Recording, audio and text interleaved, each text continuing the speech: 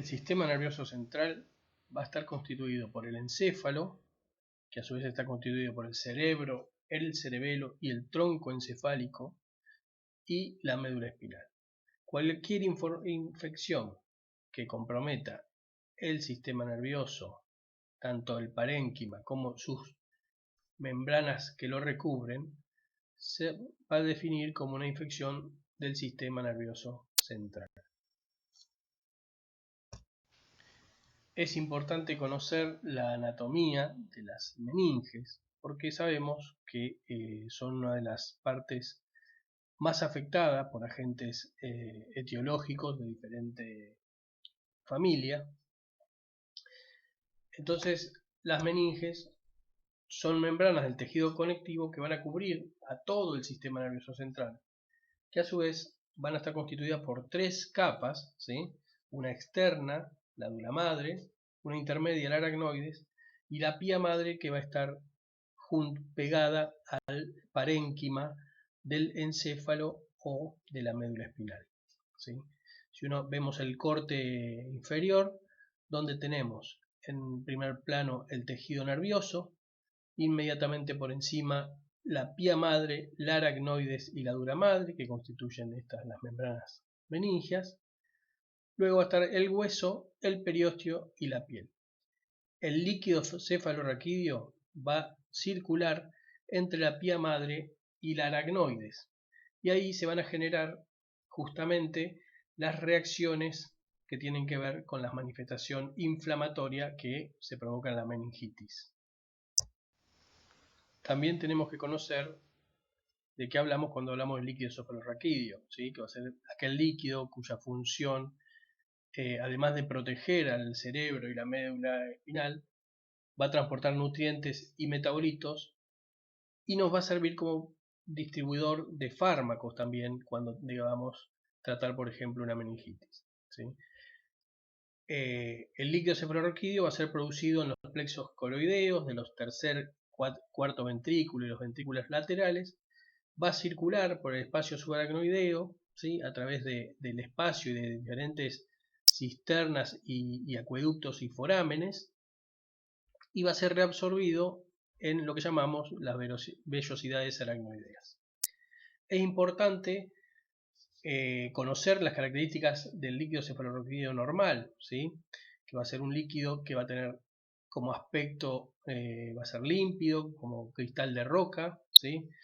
Cuyo cantidad de elementos hablamos de glóbulos blancos y generalmente linfocitos va a ser de 0 a 5, la cantidad de proteínas va a ser de 15 a 45 miligramos por decilitro y la glucosa debería ser mayor del 60% de la glucosa en sangre. Es importante conocer, como decía, las características del líquido cefalorraquídeo normal para diagnosticar una meningitis donde este líquido se va a alterar, y ya vamos a ver más adelante cómo se altera de acuerdo al agente causal. Otra definición importante para tener en cuenta en el caso de las infecciones del sistema nervioso central es conocer la función de la barrera hematoencefálica. La barrera hematoencefálica es una barrera de permeabilidad altamente selectiva que separa la sangre del fluido extracelular del sistema nervioso, ¿sí? Está formada por células endoteliales con uniones estrechas, ¿sí? Que van a permitir solamente el paso del agua y de algunas moléculas teniendo un paso selectivo, ¿sí? Esto le confiere al sistema nervioso una protección al paso de microorganismos y toxinas. Entonces, una cosa importante a tener en cuenta cuando uno piensa en el tratamiento que debe realizar frente a un paciente con meningitis es elegir drogas que tengan capacidad de atravesar esa barrera. Las infecciones del sistema nervioso central, teniendo en cuenta cuál va a ser el compromiso anatómico y el agente etiológico, se van a manifestar como síndromes del sistema nervioso central. Vamos a tener, por un lado, las meningitis, que va a estar dada por la inflamación de las leptomeninges, como dijimos, la aracnoides y la pía madre. La encefalitis, que va a estar dada por la inflamación del tejido encefálico específicamente. La meningoencefalitis, que va a combinar signos y síntomas, por un lado de meningitis y por otro de encefalitis. Y después vamos a tener las lesiones focales infecciosas, cuya focalización o localización va a estar determinada por el lugar donde que afecte específicamente en el tejido encefálico o abscesos a nivel epidural o subdural dentro de las meninges, ¿sí? Cuando hablamos de meningitis bacteriana aguda, ahí va a predominar el síndrome meningio y puede estar asociado o no a encefalopatía. Cuando hablamos de la meningitis aséptica, después vamos a ver cuáles son las causas de cada uno de estos síndromes. Suele presentarse exclusivamente como un síndrome meningio. Cuando hablamos de encefalitis aguda, va a predominar el síndrome encefalopático y en los abscesos cerebrales van a prevalecer los cuadros de focalización neurológica, porque va a ser un absceso que va a afectar específicamente una parte específica del encéfalo. Entonces podemos decir que clínicamente el síndrome meningio se va a presentar con fiebre, cefalea y rigidez. Los signos de focalización o los cuadros de focalización, la manifestación clínica va a estar asociada al área cerebral afectada de manera focal. Por ejemplo, un paciente con un absceso cerebral del hemisferio izquierdo va a tener seguramente una manifestación clara de hemiparesia o alguna parálisis del lado derecho. Y el síndrome encefalítico, que se va a manifestar con fiebre, pero acá aparecen los síndromes o signos que tienen que ver con el compromiso del encéfalo o del tejido encefálico, como son el deterioro del estado de conciencia, las convulsiones, la afectación de uno o más pares craneales, y además los signos de afectación pueden ser agregar signos focales o multifocales. Como vemos en el gráfico, digamos, hay un entrecruzamiento de cuadros, ¿sí? Nunca es pura la presentación clínica, salvo en las meningitis asépticas, que es la meningitis viral, donde no va a haber seguramente encefalopatía, pero sí va a predominar obviamente el síndrome meningio. Y en las meningitis bacteriana aguda, por ejemplo, puede haber cierto grado de encefalopatía, ¿sí? Y en las encefalitis pueden aparecer, obviamente predomina la encefalopatía, pero pueden aparecer los signos de focalización.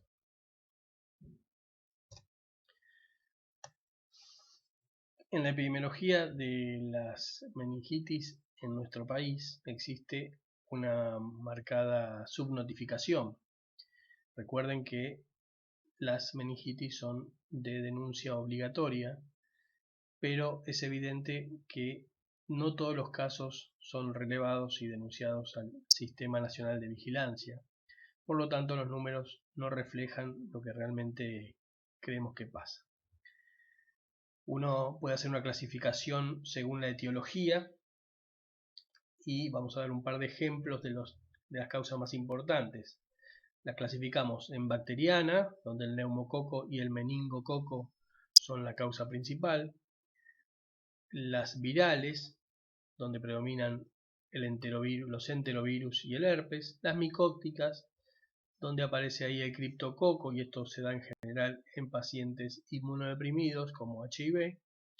La parasitaria, dada por la mebiana, y la micobacteriana, donde predomina la meningitis tuberculosa, que hoy por hoy sigue siendo un problema de salud importante. En primer lugar vamos a hablar de meningitis bacteriana, que va a ser aquella que está asociada obviamente a la invasión bacteriana de la meninge y la respuesta inflamatoria que ésta provoca. Dentro de las causas principales vamos a tener el neumococo o Streptococcus pneumoniae y la Neisseria meningitidis o meningococo.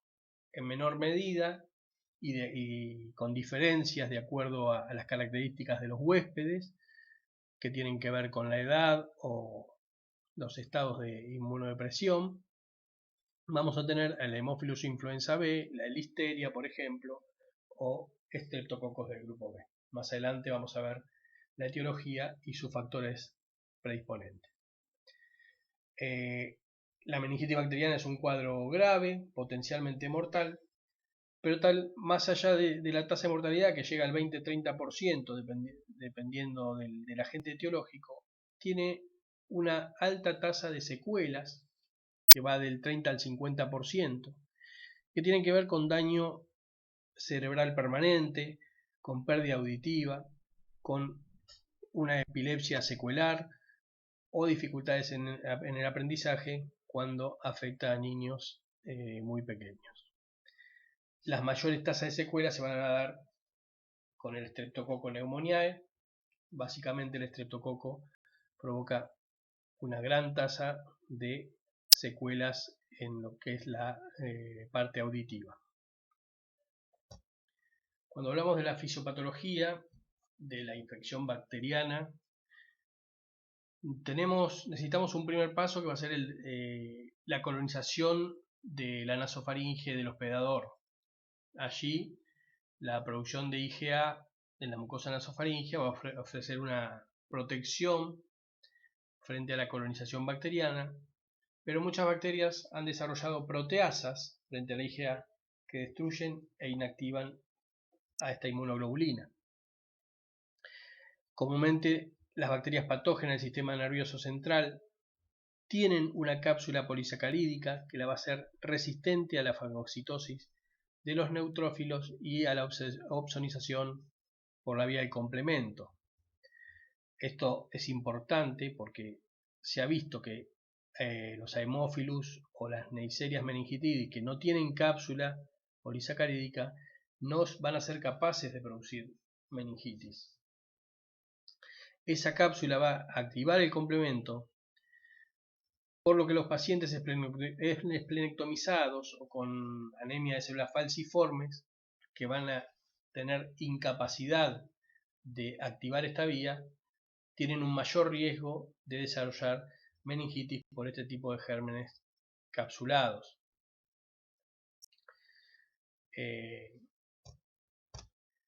Entonces, ¿cómo van a llegar las bacterias al sistema nervioso? En general lo van a hacer por la vía hematógena, luego de la colonización de nasofaringia, como dijimos. Van a través del torrente sanguíneo, las bacterias que van a eludir la fagocitosis van a llegar al plexo coroideo, ahí al líquido cefalorraquídeo, y esto va a desencadenar la reacción inflamatoria, ¿sí?, donde va a haber obviamente una replicación muy rápida de bacterias, donde en el líquido cefalorraquídeo no vamos a tener respuesta inmunitaria capaz de frenar la replicación bacteriana, y va a generar la reacción inflamatoria con exudado purulento en el espacio subaracnoideo, con la consiguiente inflamación meningia que va a llevar al edema vasogénico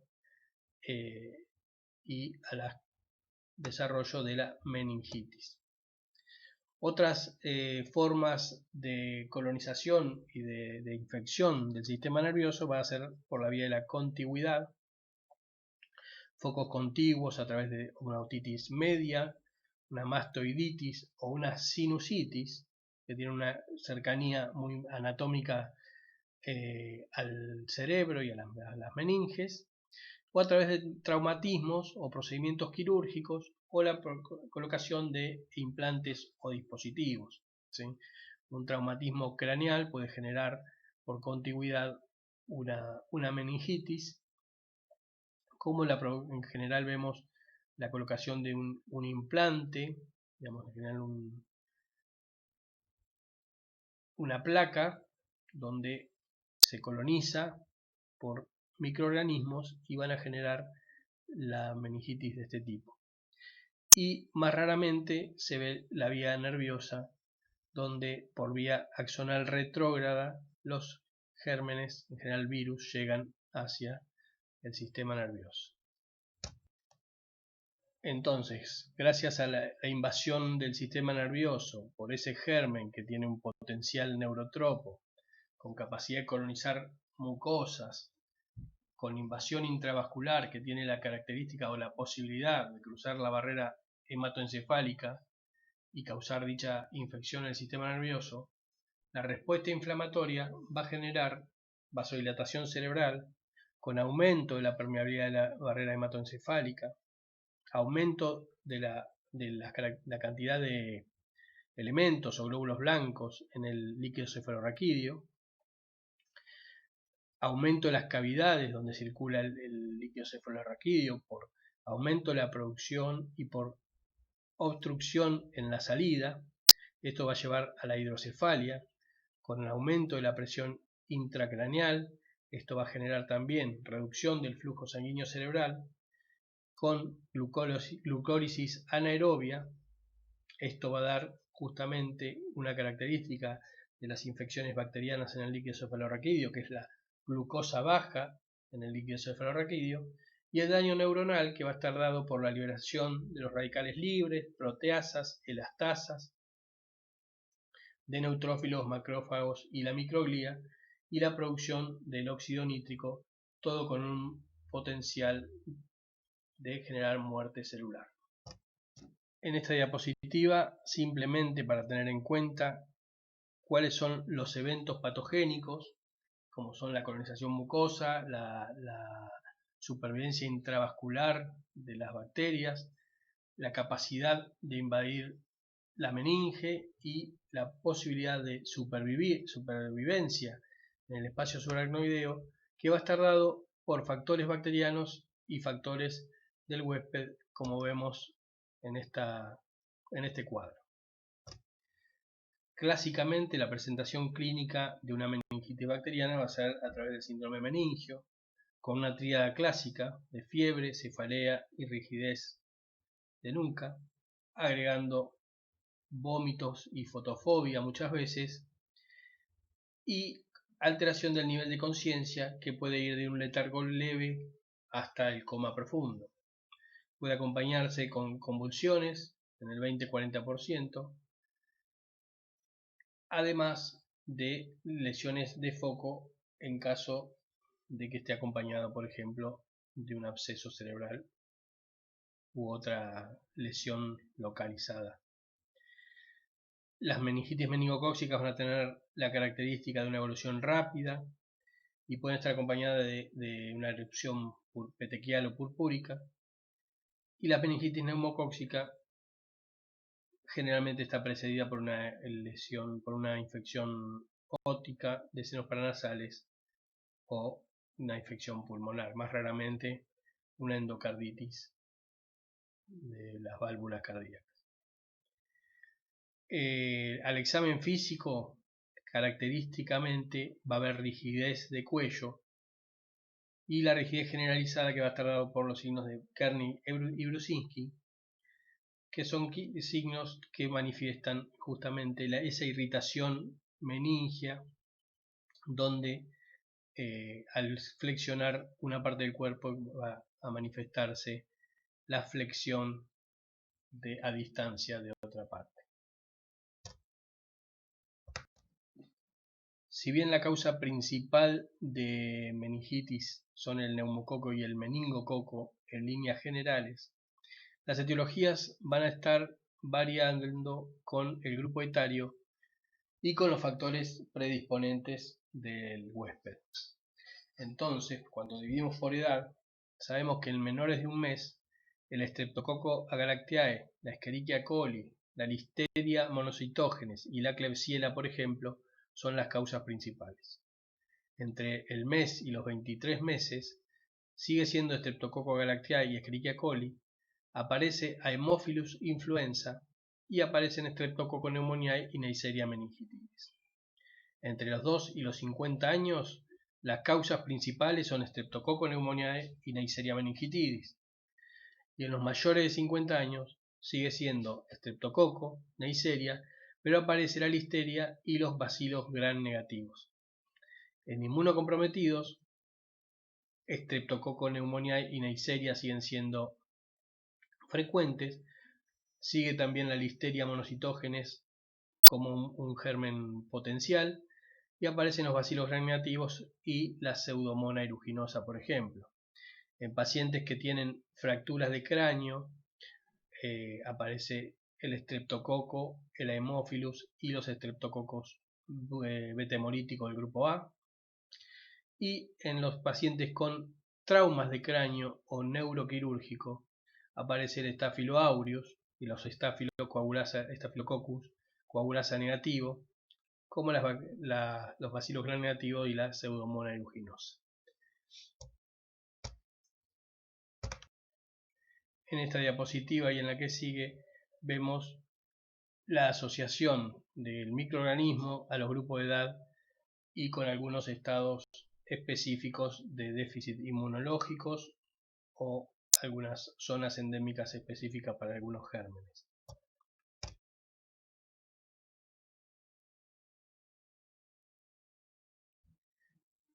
Hablando específicamente de Streptococcus pneumoniae, que es un coco gram positivo que se va a presentar en parejas como diplococos o cadenas cortas, que va a tener una pared conformada por el polisacárido C de ácido teicoico, que va a ser rico en fosforilcolina y que va a ser necesario para la actividad de la enzima autolítica amidasa. La virulencia del germen va a estar dada por su capacidad de colonizar la orofaringe, porque va a tener adherencia, se va a adherir a las proteínas de superficie, se va a extender a los tejidos a través de la proteasa de IgA, como dijimos, o la neumoricina, y va a tener la capacidad de estimular la respuesta inflamatoria local, y esto lo va a hacer a través del ácido teicoico, los fragmentos del péptido glucano y la neumoricina, y la característica que tiene también es que puede escapar a la fagocitosis porque presenta esa cápsula de polisacáridos que definimos hoy. No todos los 97 serotipos tienen capacidad de desarrollar meningitis y se ha determinado que solo el 20% tiene esta posibilidad. La forma invasiva de la enfermedad se da en 15 cada 100.000 personas al año y se produce por diseminación endógena de la nasofaringe o orofaringe hasta regiones alejadas, como son los pulmones, senos paranasales, y a través de la sangre a otros órganos y meninges. Y tiene la capacidad muy raramente de propagarse a través de gotitas respiratorias de persona a persona. Se calcula que la colonización nasofaringea de la población es entre el 10 y 20% en los adultos y un poco más alta, de 20 a 40% en los niños. La gran mayoría de los cuadros relacionados con Streptococcus pneumoniae van a ser la otitis media, con una segunda forma de presentación en frecuencia que va a ser la neumonía. Luego van a presentarse en forma de bacteriemia y meningitis, estas dos últimas con una mortalidad mayor en muchos casos del 40-50% en promedio.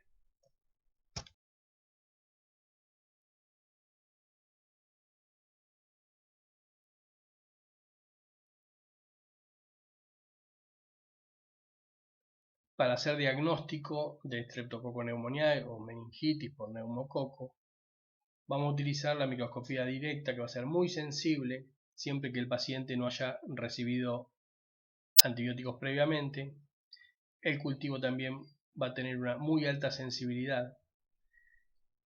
Cuando miramos al líquido cefalorraquídeo, la vista directa de un líquido cefalorraquídeo de un paciente con meningitis por neumococo, vamos a encontrar los diplococos gram positivos.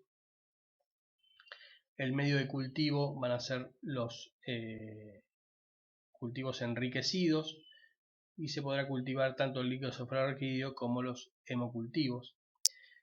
Y la determinación del antígeno capsular polisacarídico es muy sensible en el líquido cefalorraquídeo.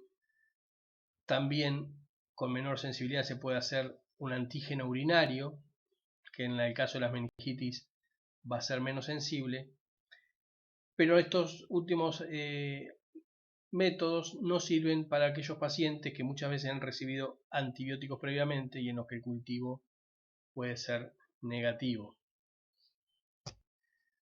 Hablando de Neisseria meningitidis, es la causa de meningitis y de sepsis fulminante.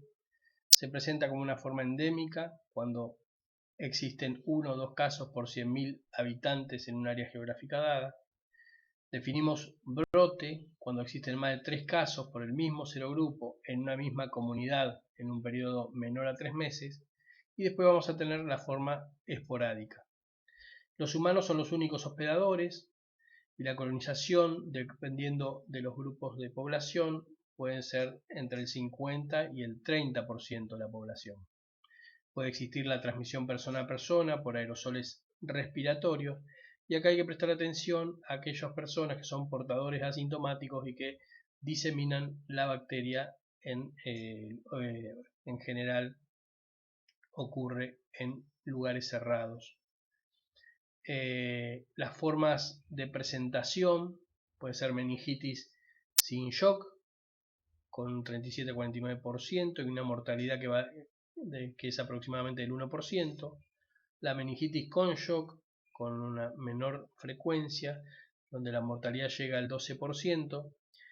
Las formas más graves son las formas shock o sepsis, donde la mortalidad llega al 50%, y las bacteriemias sin shock ni meningitis, que tienen una mortalidad que puede llegar al 5%. Generalmente las meningitis y meningococcemia se deben a los serogrupos B, C e Y. Los serogrupos A y W135 se los ven más en países en vía de desarrollo.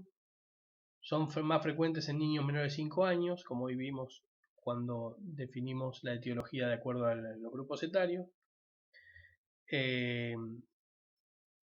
Y tiene más riesgo aquellos pacientes con déficit del complemento, con asplenia anatómica o funcional, con hipo o agamaglobulinemia, pacientes con VIH-Sida, enfermos oncológicos o oncohematológicos y los institucionalizados. Microbiológicamente hablando, son diplococos gram negativos con requerimientos nutricionales exigentes, son oxidasa y catalasa positivos. Los antígenos de la superficie externa incluyen la cápsula del polisacárido, los pili y los lipo-oligosacáridos. Se dividen en serogrupos de acuerdo a su polisacárido capsular. Los más comunes, si bien pueden ser 13 serogrupos, los más comunes son el A, B, C y W135. La cápsula la protege, como dijimos hoy, de la fagocitosis mediada por los anticuerpos, y la endotoxina media la mayor parte de las manifestaciones clínicas y la injuria tisular que genera la enfermedad invasiva por meningitis, por Neisseria meningitidis. Para el diagnóstico específicamente de meningitis, el cultivo y el gram del líquido cefalorraquídeo es muy sensible y específico. La capacidad de crecer en los hemocultivos es menor, pero sigue siendo aceptable su sensibilidad. El medio de cultivo que el microorganismo requiere es de crecimiento exigente y tiene alta labilidad si se lo expone al frío o a la desecación. Por lo tanto, el medio de cultivo que se utiliza es el de Thayer-Martin. Las pruebas para detectar antígenos meningocóccicos no son ni sensibles ni específicas, por lo tanto, son poco utilizadas. Hablando de Haemophilus influenzae, son bacilos o cocobacilos gram negativos pleomórficos, pequeños, aerobios, capsulados. La cápsula se va a dividir a los Haemophilus en 6 grupos serológicos. según el polisacárido capsular, y se adhiere a las células hospedadoras a través del pili y de estructuras no pilosas. Algunos de los haemófilos son flora normal, pero estos van a ser no capsulados. El Haemophilus influenza de tipo B va a ser el más virulento desde el punto de vista clínico. Su cápsula va a contener el fosfato de polirribitol, que promueve la lisis por el complemento y la fagocitosis. Es la principal causa de meningitis bacteriana en la infancia en países sin vacunación universal. Hoy la infección por Haemophilus influenza B está prácticamente erradicada en las poblaciones vacunadas. Se va a transmitir a partir de la propia flora bucofaringea del individuo. Esto los denominamos infecciones endógenas. Y los pacientes con mayor riesgo de padecer la enfermedad son aquellos con concentraciones inadecuadas de anticuerpos protectores que van a presentar una reducción del complemento, y aquellos, por ejemplo, sometidos a esplenectomía. Y clínicamente va a manifestarse con cuadros graves, como es la meningitis, la epiglotitis y la neumonía. Lo que vemos acá es el marcado descenso de los casos luego de la implementación de la vacunación universal en Argentina.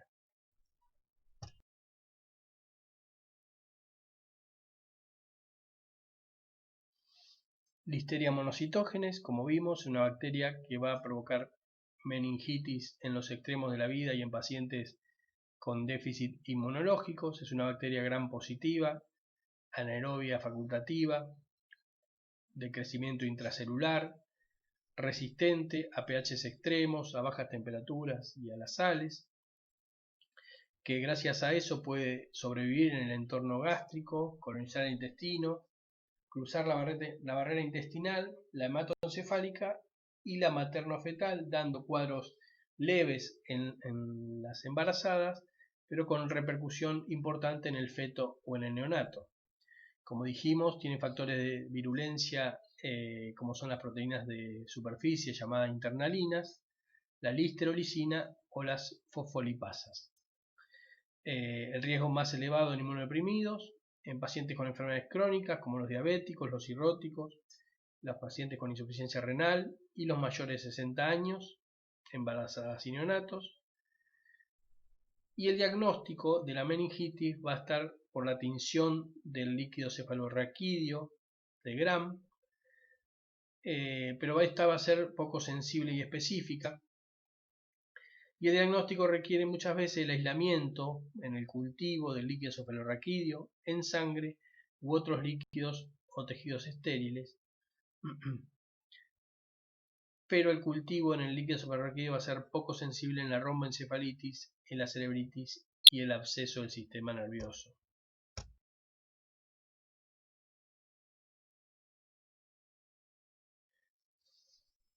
Acá vamos a hablar de las infecciones virales del sistema nervioso central, que van a estar dadas en principio por meningitis y encefalitis a grandes rasgos, que los cuadros clínicos van a estar dados justamente por la afectación de alguna anatomía específica o algún tipo específico de célula que cada virus afecte.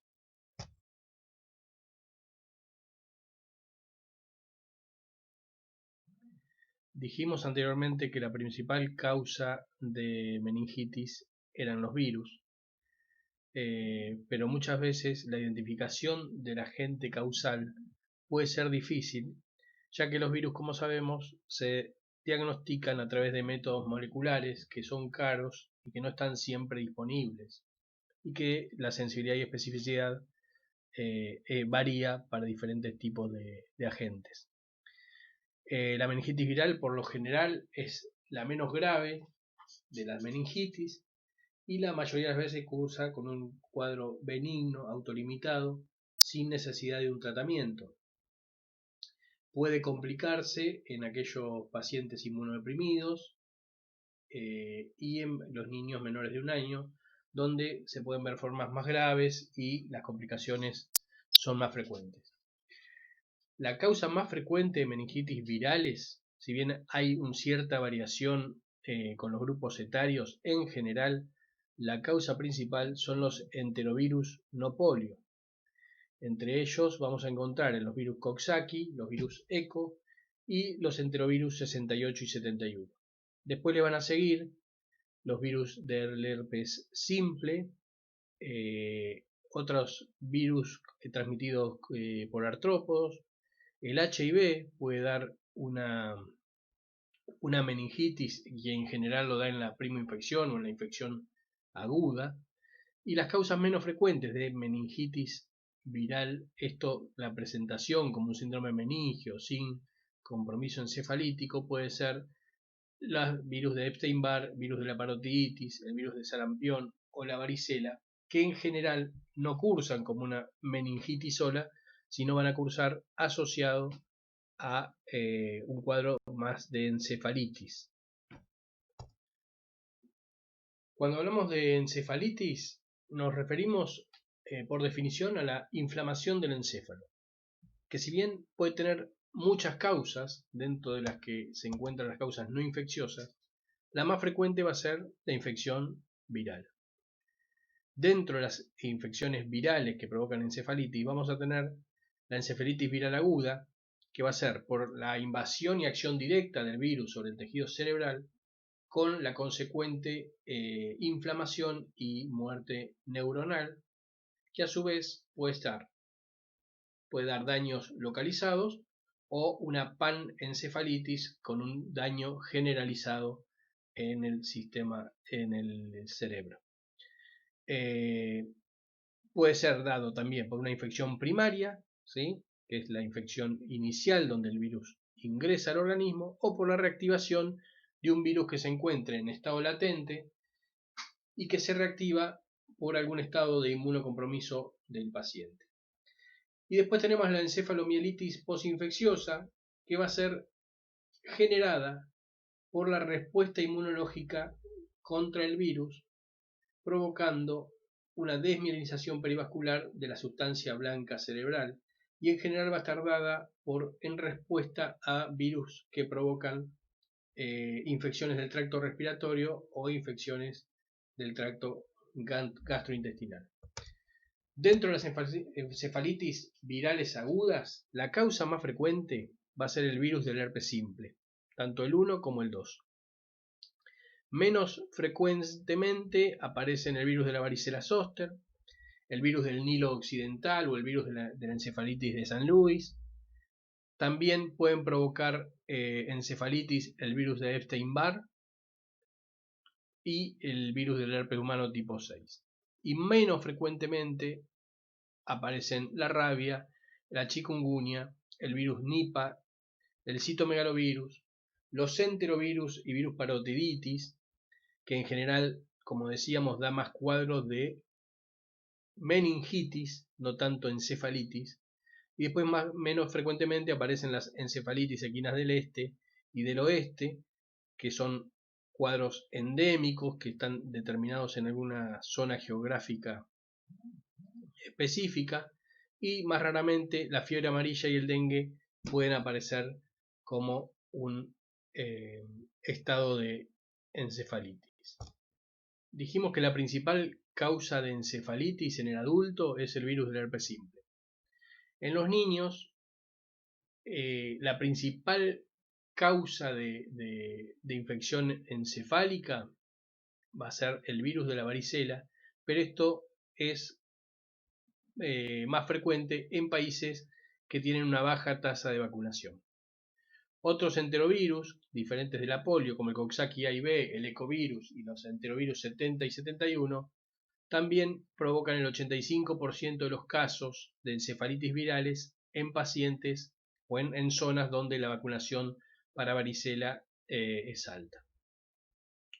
Y menos frecuentemente los mismos virus que nombramos hoy son los que provocan las encefalitis.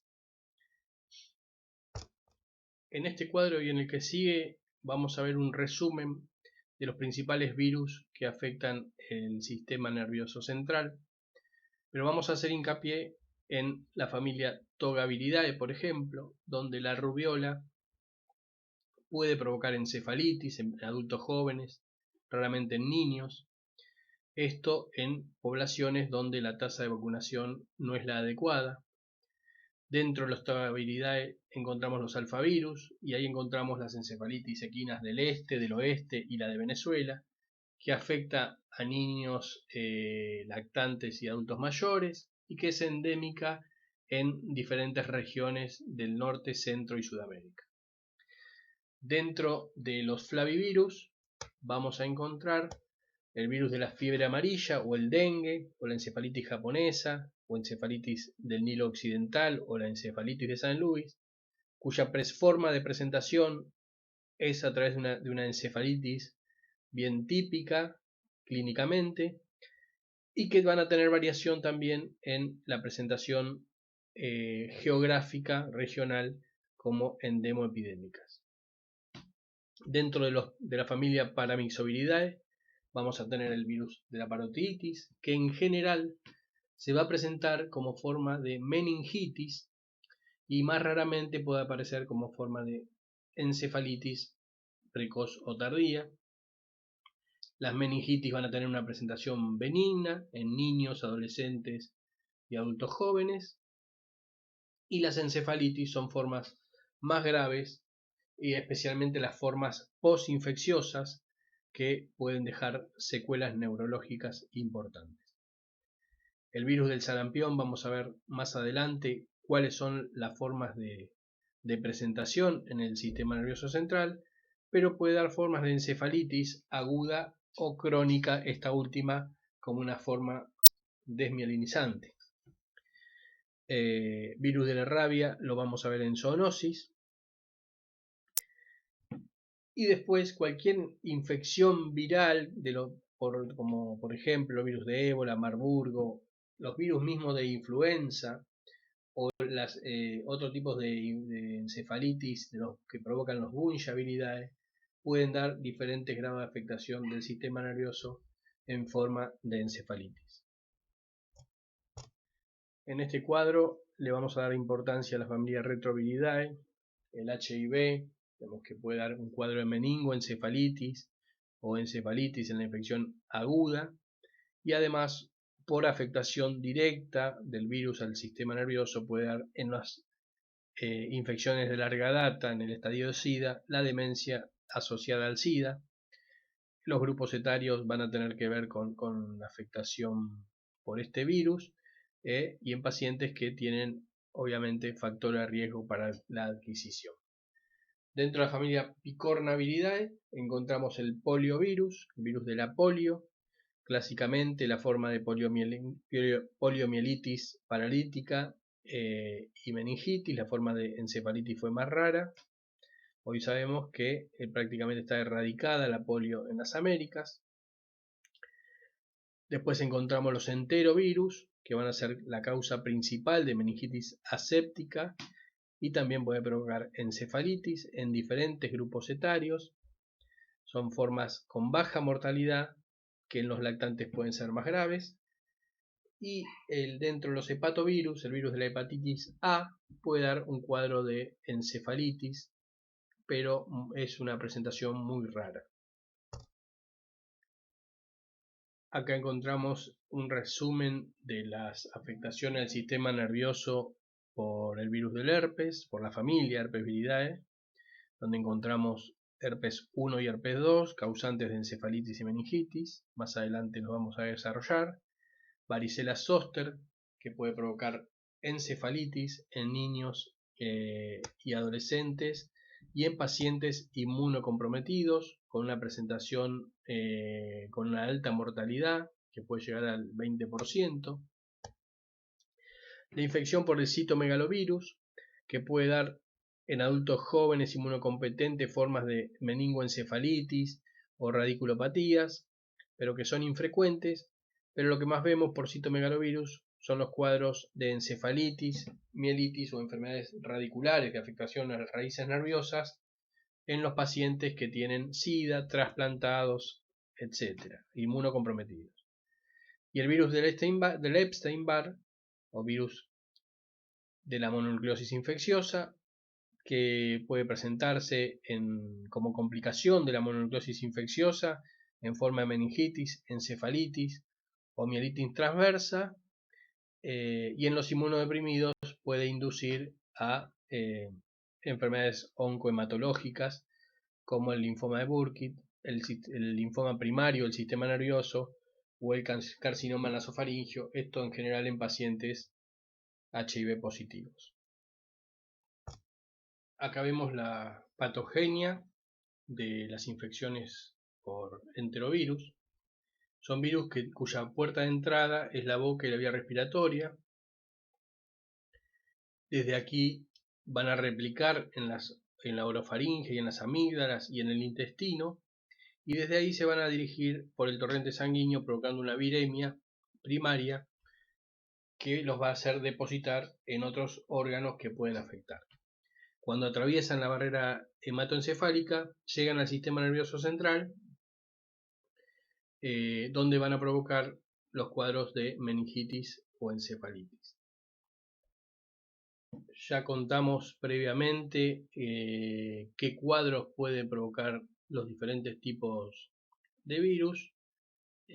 Lo que tenemos que saber es que cualquiera de ellos provoca meningitis aséptica o meningoencefalitis, que la tasa de ataque de los enterovirus es mayor en los niños, que la forma de transmisión es la vía fecal-oral, que no existe un reservorio animal, sino que el reservorio es el humano, que tienen un comportamiento estacional y en general se ven brotes en primavera-verano, y que el cuadro clínico de las meningitis va a estar dado por fiebre alta, convulsiones, somnolencia, puede haber temblor generalizado y dificultades para coordinar los movimientos, y esto va a tener que ver con el grado de afectación encefálica.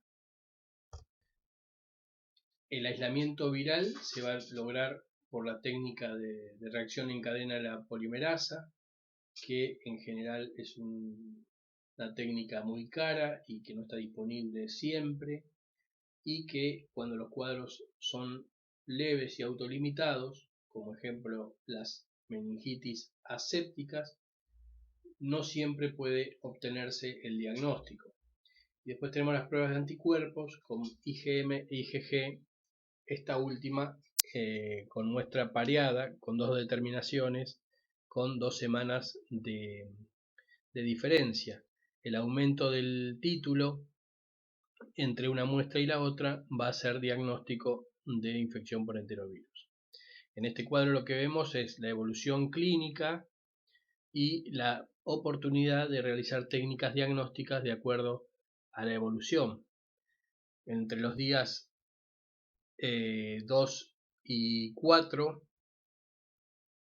aparecen los prodromos, el aislamiento viral de los signos, digamos, de la etapa de signos y síntomas, que va a ser entre los 8 y 14 días.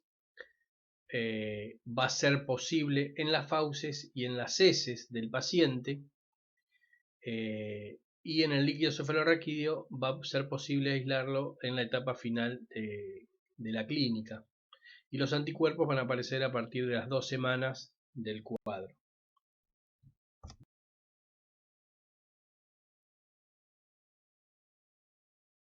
Otra causa importante de meningitis aséptica en los niños, y esto tiene que ver con la frecuencia, digamos, tiene que ver con las tasas de vacunación. Ustedes recuerden que hay una vacuna muy eficaz para el virus de la paperas, que es la vacuna sarampión, rubiola y paperas. Entonces, hoy por hoy vemos meningitis en aquellos niños que no fueron vacunados. El virus de la parotiditis va a producir en su mayor parte una enfermedad leve, y en adultos puede provocar más que nada las complicaciones como son la meningitis y la orquitis. Las características del virus: es una familia paramyxovirus, es un virión esférico, polimórfico, está compuesto por ARN, es un ARN monocatenario lineal, y envuelto con una envoltura que contiene la glicoproteína viral GH-OHN, y cuya replicación, como todos los virus ARN, se va a realizar en el citoplasma. Sabemos que los únicos hospedadores naturales del virus de la parotiditis son los humanos. La replicación primaria ocurre en las células epiteliales de la cavidad nasal o de las vías respiratorias altas. La viremia disemina el virus a glándulas salivales y a otros órganos y sistemas, y de ahí puede llegar a través de la barrera hematoencefálica al sistema nervioso central. El periodo de incubación va a ser entre 2 a 4 semanas. Sabemos que el virus es eliminado por la saliva casi 3 días antes y 9 después del inicio de la parotiditis, en sí, digamos, del cuadro de inflamación de las parótidas. Un tercio de las personas son asintomáticas y tienen alta capacidad de transmitir la infección. Cuando llega al sistema nervioso, el virus va a provocar en el 10-30% de los casos cuadros de meningitis o meningoencefalitis.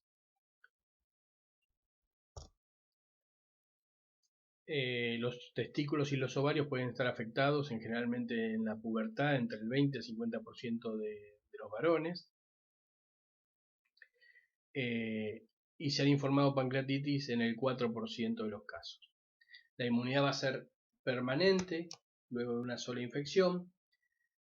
Solo hay un tipo antigénico de virus de la parotiditis y no muestra una variación antigénica notable. Y el diagnóstico lo vamos a hacer en general con la clínica, y el diagnóstico etiológico con la PCR real time. En general, si uno quiere diagnosticar una encefalitis o una meningoencefalitis, lo va a encontrar, va a realizar la PCR en el líquido cefalorraquídeo, y la serología IgM en la etapa aguda, o el par serológico de IgG, que va a mostrar un aumento de los títulos.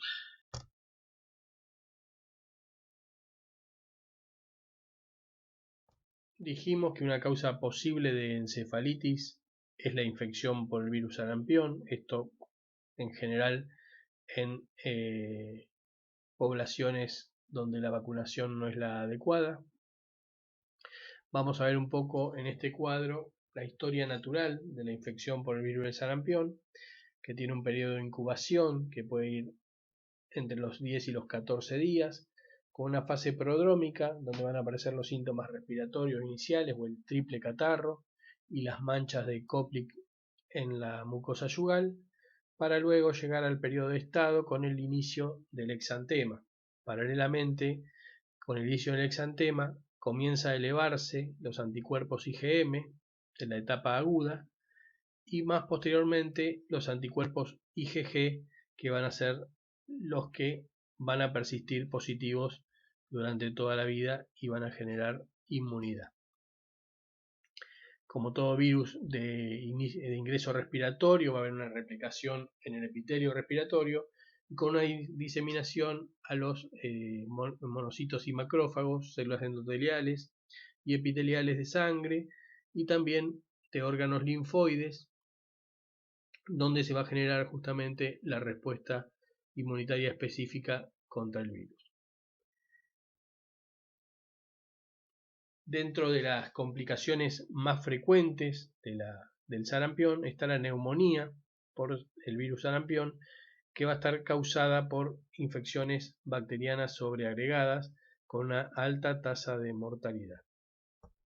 Dentro de las complicaciones que afectan al sistema nervioso central, encontramos la encefalitis aguda, que se va a presentar en 1 cada 1000 casos.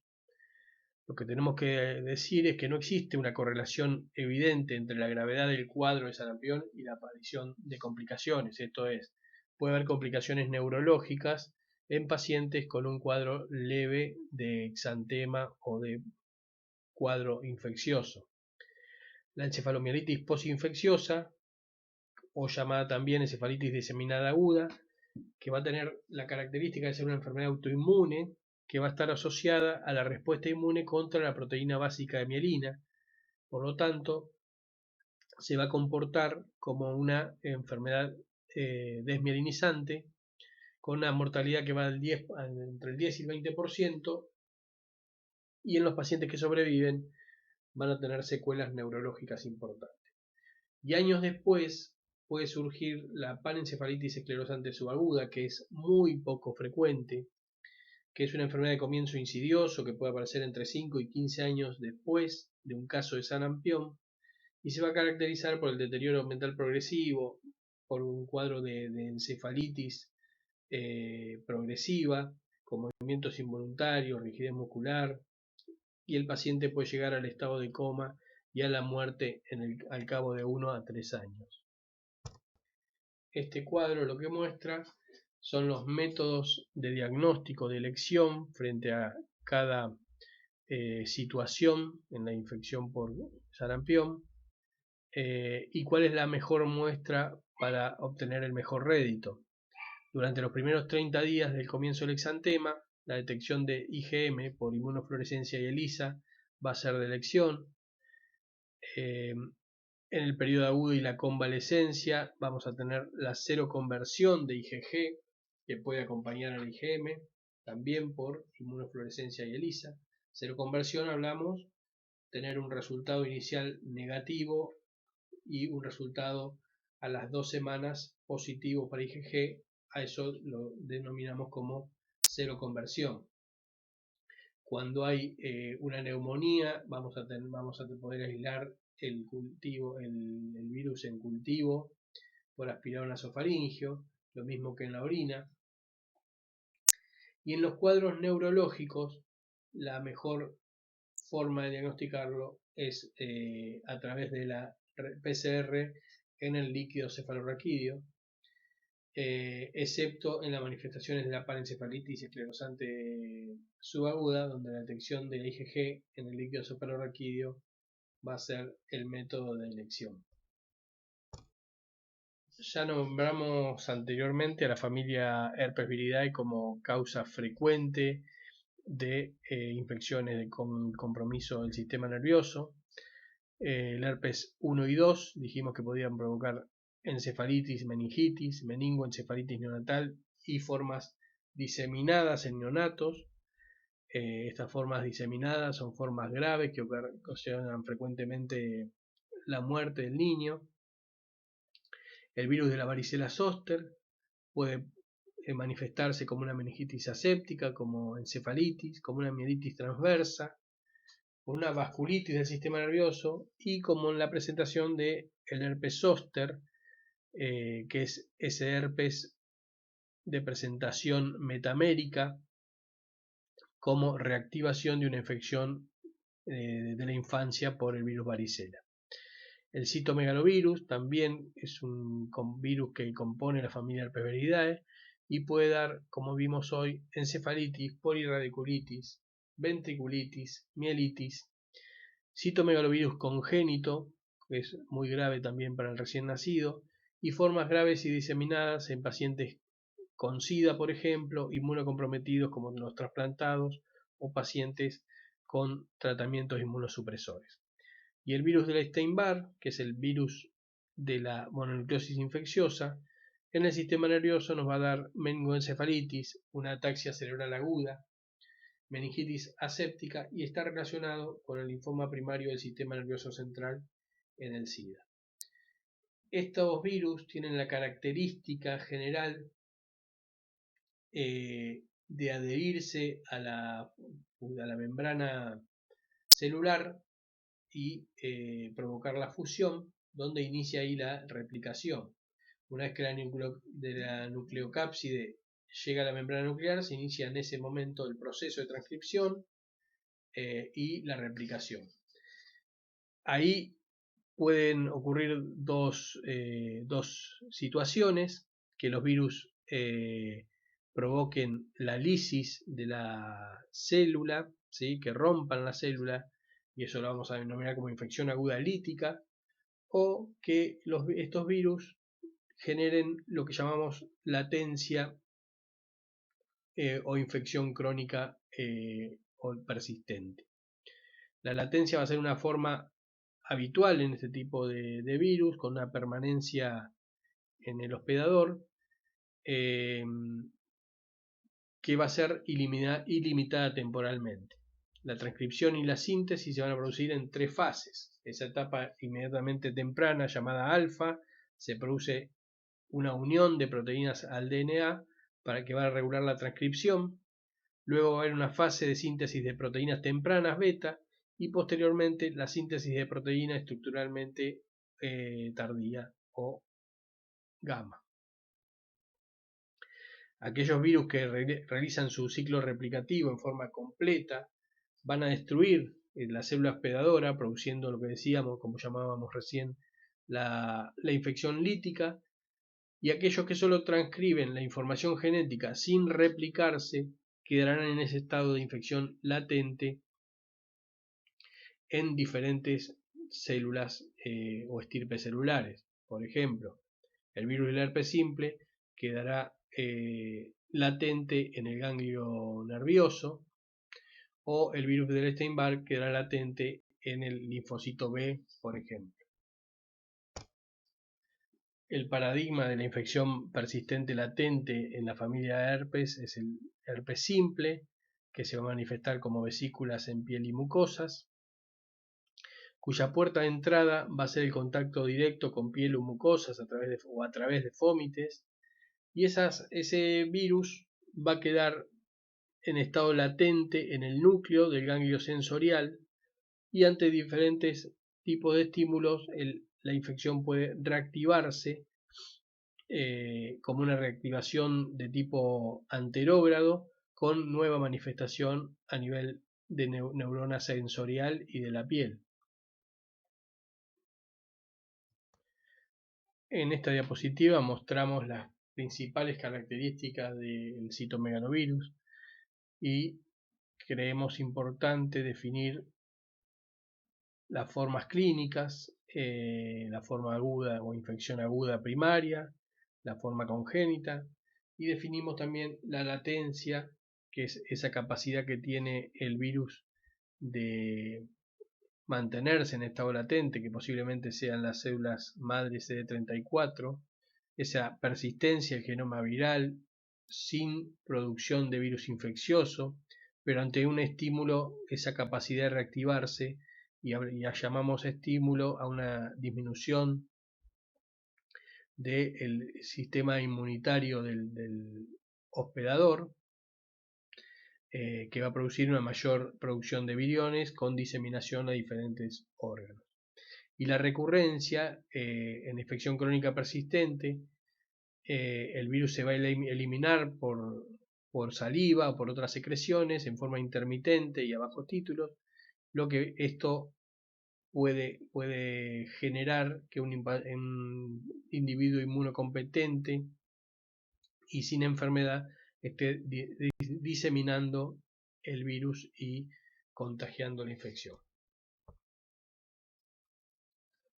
Hablamos un poco de las formas clínicas. En inmunocompetentes la presentación puede ser asintomática, o dar un síndrome tipo mononucleósico o una hepatitis en menor medida, y en los inmunocomprometidos va a dar síndromes sistémicos diseminados con gran compromiso del estado general, con una alta mortalidad, o puede dar neumonitis o hepatitis, encefalitis o corioretinitis. Esto en general en pacientes HIV positivos o con déficit inmunológicos, o que reciben tratamientos inmunosupresores, como los trasplantados. Después en el cuadro vemos cuáles son los métodos directos e indirectos de diagnóstico viral. En general Para los cuadros en inmunocompetentes utilizamos la serología, y en los casos de pacientes inmunodeprimidos en general se usan métodos moleculares como la PCR, que va a buscar obviamente el DNA viral.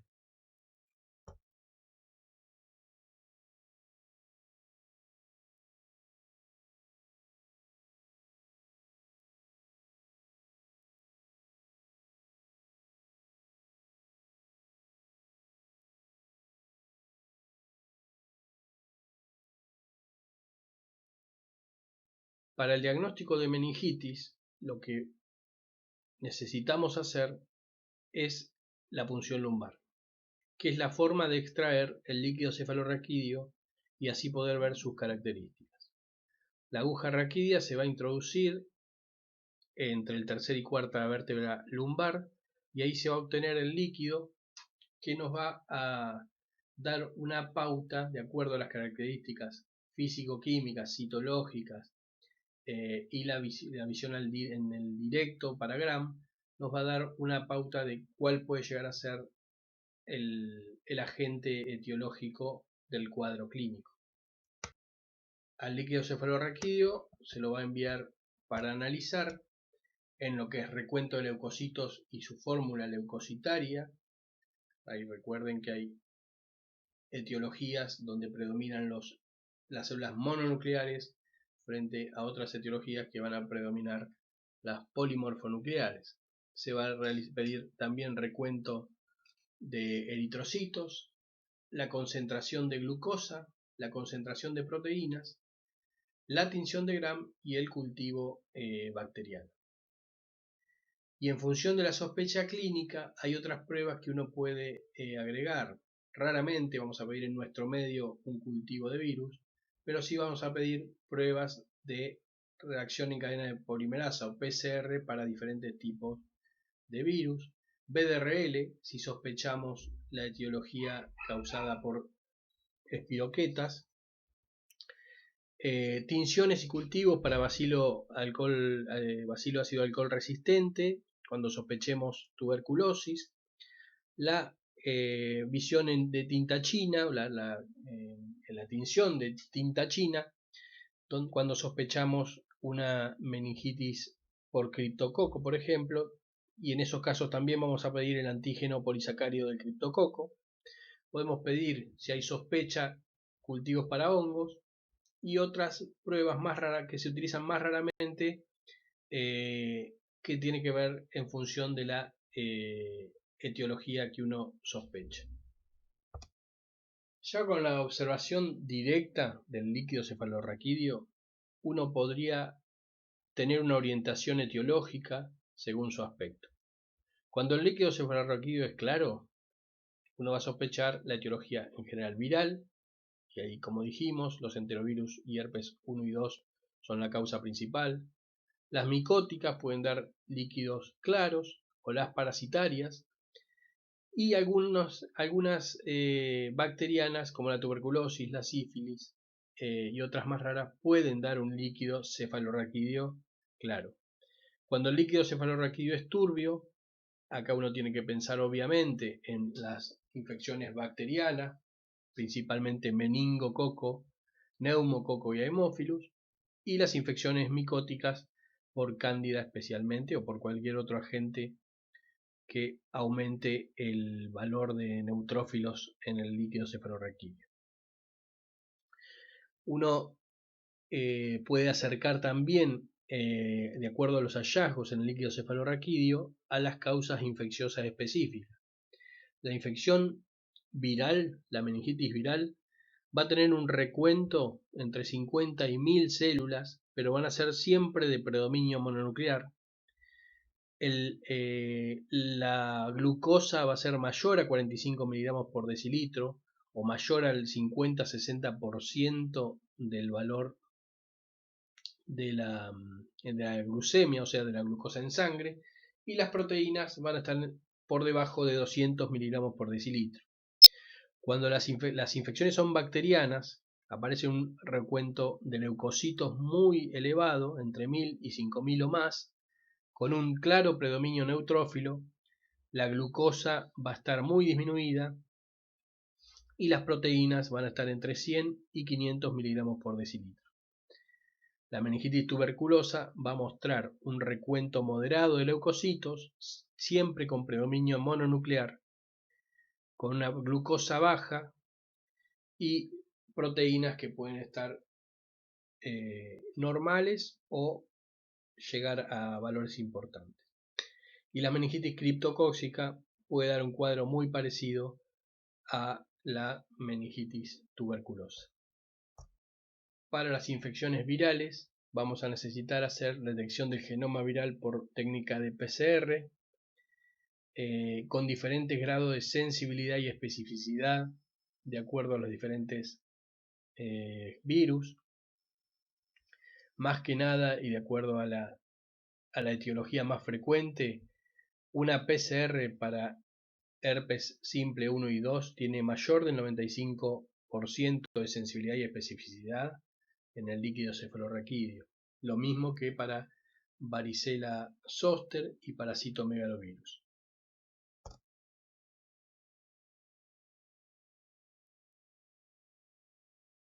Brevemente vamos a hablar de absceso cerebral, que puede estar causado por bacterias, micobacterias, hongos o parásitos, pero la causa principal en los pacientes inmunocompetentes son los abscesos bacterianos, que van a provocar colecciones purulentas en algún lugar del sistema nervioso central, que van a tener que ver por lesiones por contigüidad, como es una mastoiditis complicada que se abre a la cavidad craneal y al tejido encefálico, provocando una colección o absceso cerebral, o por ejemplo en los traumatismos de cráneo o en las fracturas o en las craniotomías, donde puede haber una colección de una bacteria que ingresa a través de la solución de contigüidad. Pero también los abscesos cerebrales pueden surgir de émbolos sépticos desde focos a distancia, por ejemplo, una infección de la válvula cardíaca, una endocarditis, que puede desprender una embolia de bacterias, digamos una embolia séptica, que se va a colocar en el tejido encefálico y generar también una colección a ese nivel. Acá tenemos diferentes causas de abscesos cerebral que tienen que ver con la condición predisponente de cada paciente. En líneas generales, saber que las bacterias oportunistas o agentes oportunistas van a obviamente dar este tipo de lesiones en pacientes con inmunocompromiso, que cuando hay lesiones por contigüidad tiene que ver justamente con los agentes que causan infecciones a nivel del foco originario, por ejemplo, una otitis media, una mastoiditis, va a dar cuadros de abscesos generados por, en general, las especies de streptococo o enterobacterias, como las que provocan también infecciones de los senos paranasales, y cuando la lesión ocurra a partir de una puerta de entrada en la piel, como es el trauma o la neurocirugía, el Staphylococcus aureus va a ser la causa principal, también los Staphylococcus epidermidis y otras especies de streptococo.